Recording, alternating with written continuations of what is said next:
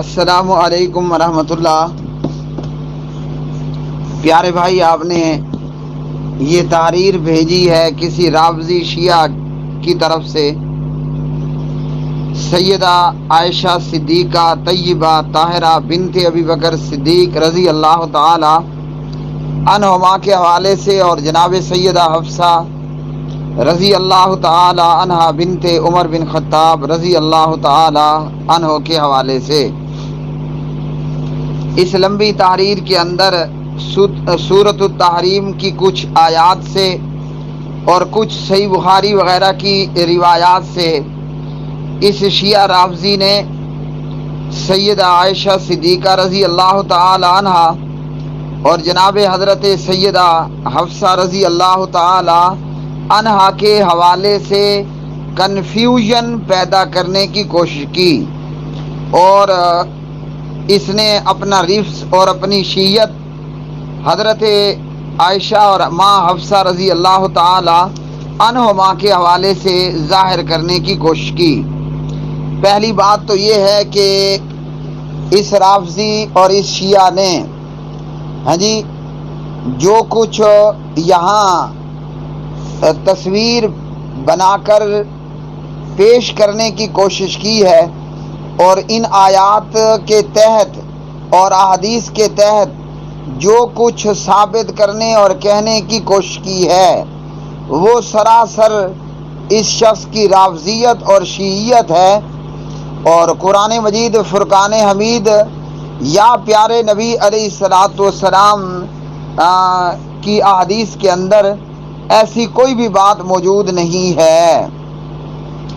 اب ہم دیکھتے ہیں کہ سید عائشہ رضی اللہ تعالی عنہ کا کیا مقام اور کیا رتبہ اور کیا شان ہے قرآن مجید ہی میں، اور احادیث کے اندر تو ہے ہی ہے۔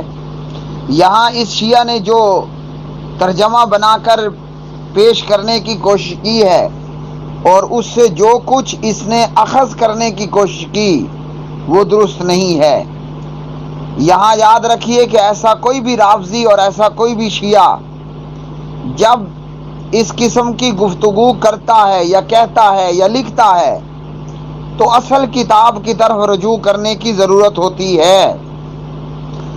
اب اس پوسٹ کے اندر سب سے پہلے قرآن مجید کی آیت دی گئی، اور اس تحریر میں لکھا گیا کہ ایک چشم کشا تحریر سید عباس زیدی، اور یہ ہے secretary general Punjab Pakistan group of journalist, Syed Ayesha رضی اللہ تعالی عنہ کے حوالے سے سورۃ التحریم کی آیت ان تتوبا، تو اس کا ترجمہ کچھ یہ بنتا ہے، ان تتوبا الی اللہ فقد صغت قلوبکما، اگر تم دونوں اللہ کی طرف توبہ کرو تو یقیناً تمہارے دل مائل ہو گئے ہیں۔ وَإِن تَظَاهَرَ عَلَيْهِ فَإِنَّ اللَّهَ مَوْلَاهُ وَجِبْرِيلُ وَصَالِحُ الْمُؤْمِنِينَ، اور اگر تم دونوں اس کے خلاف ایک دوسرے کی مدد کرو تو یقیناً اللہ تعالیٰ خود اس کا مددگار ہے، اور جبریل اور صالح مومنین اور اس کے بعد تمام فرشتے مددگار ہیں۔ اب بریلویوں نے یہاں سے غیر اللہ سے مدد مانگنا نکالنے کی کوشش کی، اور اس رافضی شیعہ بدبخت نے حضرت عائشہ رضی اللہ تعالی عنہا پر اس حوالے سے تبرا کیا، بلکہ اور سید عائشہ رضی اللہ تعالی عنہا کا مقام اور مرتبہ اور ان کے رتبے میں کمی کرنے کی کوشش کی۔ یاد رکھیے، ایسا ہی ہے کہ جیسے کوئی شخص آسمان پہ تھوکنے لگ جائے، تو حضرت عائشہ رضی اللہ تعالی عنہا یا سیدہ حفصہ رضی اللہ تعالی عنہا یا جمیع صحابہ صحابیات رضوان اللہ علیہم اجمعین، ان پر تبرہ کرنے والا، ان پہ کیچڑ اچھالنے والا، یہ وہ شخص ہے جو آسمان پہ تھوکنا چاہتا ہے، لیکن تھوک آئے گا کہاں؟ اس کے اپنے منہ پر۔ اب یہاں سورۃ التحریم کی آیات کے حوالے سے اللہ رب الرحمن نے فرمایا کہ یا ایھا النبی لم تحرم ما احل اللہ لک، اے نبی تو کیوں حرام کرتا ہے جو اللہ نے تیرے لیے حلال کیا ہے۔ تبتغی مرضات ازواجک، تو اپنی بیویوں کی خوشی چاہتا ہے، واللہ غفور الرحیم، اور اللہ بہت بخشنے والا نہایت رحم والا ہے۔ یہ ہے ان واقعات کی شروعات، اور اس کے تحت پھر آگے آیات ہیں سورۃ التحریم کی، اور پھر ان واقعات کے تحت احادیث پاک ہیں۔ اب یہ جو میں نے پہلی آیت پڑھی، لِمَ تُحَرِّمُ مَا أَحَلَّ اللَّهُ لَكَ، اگر کوئی ظالم اس آیت سے نبی علیہ السلام پر تبرا کرنا شروع کر دے، ہاں جی، کہ آیت میں ہے کہ تو اپنی بیویوں کی خوشی چاہتا ہے، یعنی اللہ کے حکموں کے مقابلے میں، اللہ کی تعلیمات کے مقابلے میں تو بیویوں کی خوشی چاہتا ہے، تو ایسے ظالم کو کیا کہا جائے گا کہ بھائی جناب یہ سورج اور چاند پہ سراجم منیرہ قمرم منیرہ پر تھوکنے کی کوشش کر رہا ہے نا، یہ تھوک آئے گا کس پر؟ اس کے اپنے منہ پر آئے گا۔ اسی طرح اس صورت میں موجود آیات یا آگے موجود اس پوسٹ میں ذکر کردہ احادیث، تو ان سے سید عائشہ رضی اللہ تعالی عنہا پر یا ماں حفصہ رضی اللہ تعالی عنہا پر بھونکنا یا تھوکنا یا تبرہ کرنا اپنے کالے سیاہ اعمال نامے کو مزید کالا کرنا ہے۔ یا رات میں کتے بھونکتے ہیں شاید چمکتے ہوئے چاند کو اور تاروں کو دیکھ کر، تو یہی معاملہ ہے۔ یا کوئی آسمان پہ تھوکتا ہے تو یہ تھوک اس کے منہ پر آئے گا۔ واقعے کے حوالے سے یہ جو لِمَ تُحَرِّمُ مَا أَحَلَّ اللَّهُ لَكَ، اس واقعے کے حوالے سے صحیح بخاری مسلم میں روایت کی راویہ ہیں ماں عائشہ رضی اللہ تعالی عنہا، کان رسول اللہ صلی اللہ علیہ وسلم یشرب عسلا عند زینب بنت جحش، نبی علیہ السلام جناب حضرت زینب بنت جحش رضی اللہ تعالی عنہما کے پاس جا کر شہد پیا کرتے تھے، اور وَيَمْكُسُ عِنْدَهَا، وہاں ٹھہر بھی جاتے تھے، رک جایا کرتے تھے۔ تو ماں عائشہ کہتی ہیں میں نے اور حفصہ نے آپس میں اتفاق کر لیا، حضرت عائشہ بھی نبی علیہ السلام کی بیوی ہیں اور ماں حفصہ بھی، دونوں سوکھنے ہیں۔ تو جناب حضرت حفصہ اور عائشہ کہتی ہیں کہ ہم نے اس بات پر اتفاق کر لیا، اور زینب بھی نبی علیہ السلام کی بیوی تھی، زینب بنت جحش۔ ماں عائشہ کہتی ہیں کہ ہم نے اس بات پر اتفاق کر لیا کہ آپ آئیں تو آپ سے کہیں کہ آپ کے منہ سے مغافیر کی بو آ رہی ہے، سمیل آ رہی ہے، اور نبی علیہ السلام بو کو اور گندی سمیل کو بڑا ناپسند کرتے تھے۔ تو پیارے نبی علیہ السلام کو جب یہ کہا گیا تو آپ نے قسم کھا لی آئندہ میں کبھی شہد نہیں پیوں گا، ہاں جی۔ تو اس پر قرآن مجید فرقان حمید کی یہ آیت مبارکہ نازل ہوئی۔ صحیح بخاری میں 5267 نمبر کی یہ روایت ہے۔ اور دوسرا واقعہ لِمَ تُحَرِّمُ مَا أَحَلَّ اللَّهُ لَكَ کے حوالے سے وہ انس بن مالک رضی اللہ تعالی عنہ راوی ہیں۔ واقعہ ہے سنن نسائی میں حدیث نمبر 3411 پر، ان رسول اللہ صلی اللہ علیہ وسلم کانت لہ امۃ، نبی علیہ السلام کی ایک لونڈیاں تھی، اور یہ لونڈیاں کون تھی؟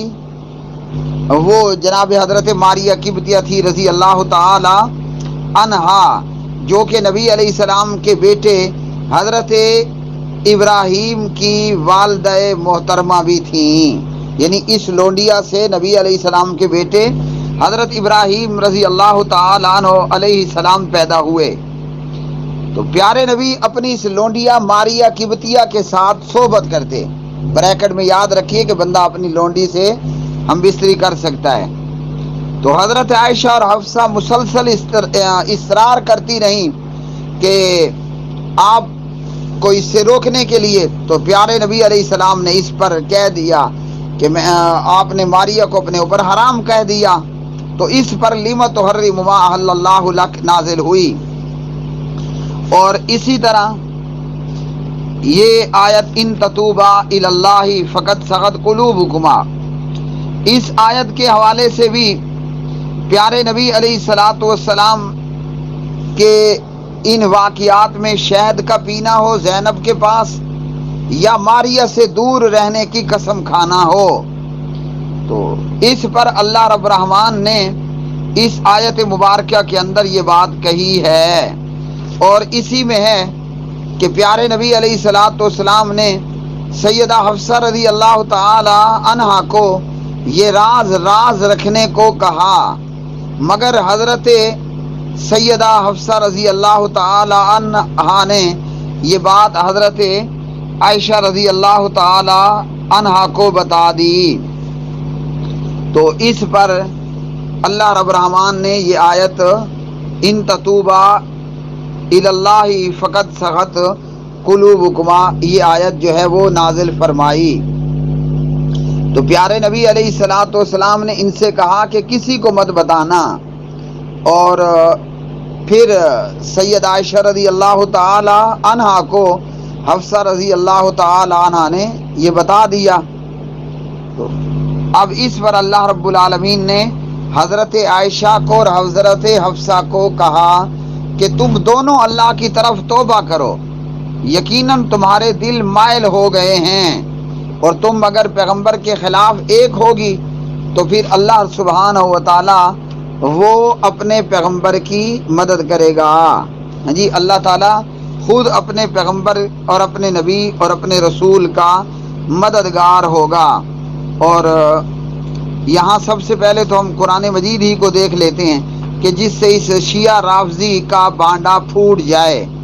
ہاں جی، رہ گیا معاملہ عسیٰ ربہ ان طلقکن یبدلہ ازواجا خیرا منکن مسلمات، تو اس کے حوالے سے حضرت انس رضی اللہ تعالی عنہ بیان کرتے ہیں کہ عمر رضی اللہ تعالی عنہ نے فرمایا، بخاری میں اس آیت کی تفسیر کے تحت 4916، اجتمع نساء النبی صلی اللہ علیہ وسلم فی الغیرۃ علیہ، نبی علیہ الصلوۃ والسلام نبی علیہ السلام کی بیویاں ازواج رشک کی وجہ سے آپ کے خلاف اکٹھی ہو گئیں۔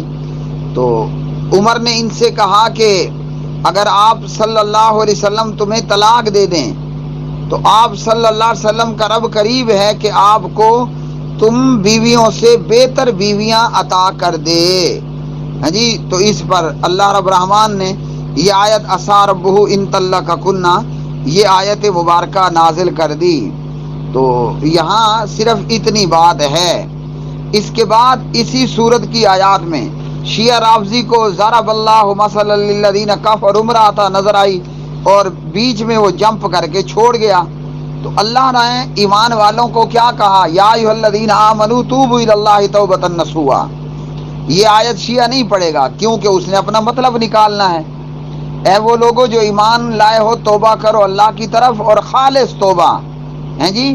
فرمایا تمہارا رب قریب ہے کہ تم سے تمہاری برائیاں دور کر دے اور تمہیں اللہ بدلے میں جنت عطا کر دے، ایسی باغات میں داخل کرے جن کے نیچے نہریں بہتی ہیں۔ تو جی یہ وہ آیت ہے کہ جس آیت نے بتایا کہ اللہ رب الرحمن نے عائشہ اور حفصہ کی توبہ قبول کر لی، کیونکہ اللہ کا اعلان ہے مومنو توبہ کرو، خالص توبہ، اللہ توبہ قبول کرے گا۔